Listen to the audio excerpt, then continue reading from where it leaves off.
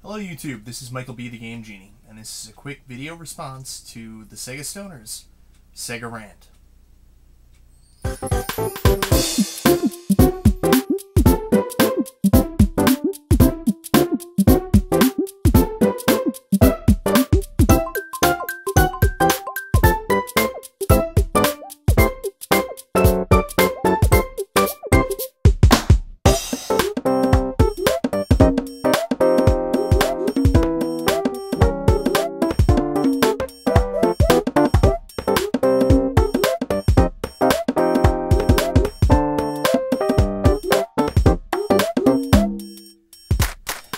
I can completely understand where the Sega Stoner is coming from in this issue. For me, I grew up as a huge childhood fan of Sega in general. So anybody who's watched any of my videos know I pretty much have everything system-wise Sega's ever released.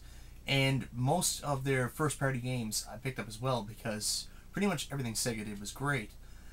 Modern day, I never buy anything made by Sega. I mean, you look back on what they've done to Sonic and, I mean, their other legacies, there's just nothing of interest there. In fact, the last game I bought that was a Sega-related product was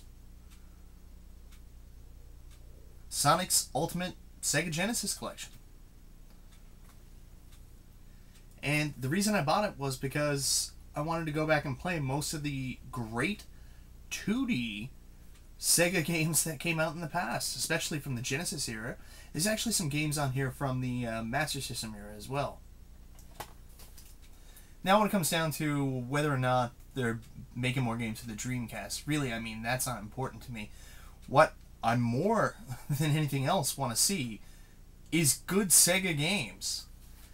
I mean, Sega, take a note from Nintendo. What Nintendo's done in the past couple of years that has been some of their best success stories.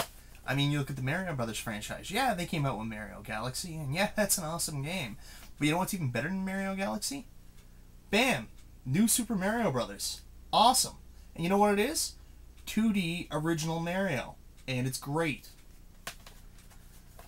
So what do they follow that up with? They work with a company called Retro Studios. And Retro Studios makes, bam! Punch-Out! Original Blast Punch-Out! I mean, this is incredible. And, you know, where do they go from there? Well, let's make another game. Let's make Donkey Kong Country Returns. 2D, side-scrolling greatness. Going back to the 16-bit era. And, you know, some of these have been Nintendo's biggest releases.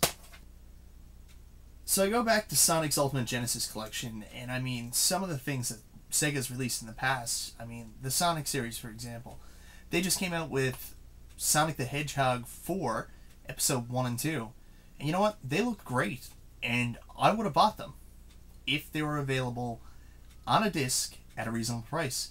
Like, it didn't matter if it was on the Nintendo Wii, it didn't matter if it was on the Xbox 360 or the PlayStation 3. Actually, on the Xbox 360, if I had to use a directional pad, I don't think I would have bought it there.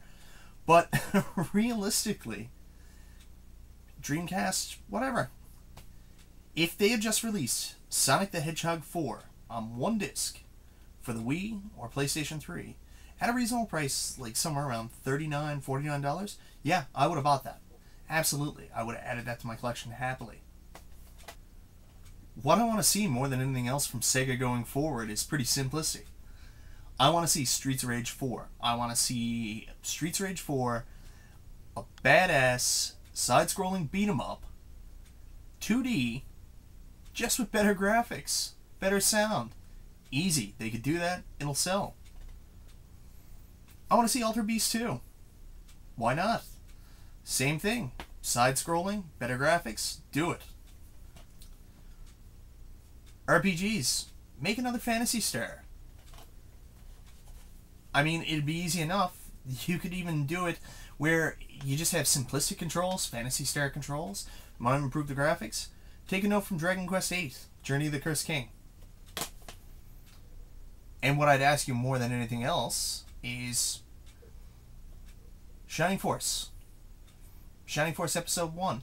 Re-release that for the Nintendo Wii. You didn't ever release here in the States Episode 2 and 3. I mean, if you're not going to re-release Episode 1, at least release Episodes 2 and 3 here for the Wii. I mean, Sega, if you did this, you'd be raking in the cash, and we'd all be happy people. Now, I'm not a fancy demographic. I'm just an idiot with a video camera stating my opinion, but you know what? I can guarantee you, I'd buy these.